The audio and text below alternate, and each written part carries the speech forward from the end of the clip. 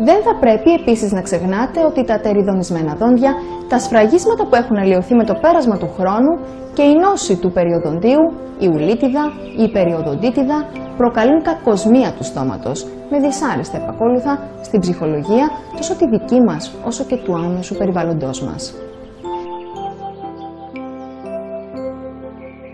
Επιπρόσθετα, η μάση της τροφής με δόντια λιγότερα από το φυσιολογικό αριθμό δεν γίνεται σωστά, με αποτέλεσμα όταν παρατείνεται και αμελείται η κατάσταση να δημιουργηθεί πρόβλημα στο στομάχι, το οποίο δυσκολεύεται να χωνέψει την τροφή.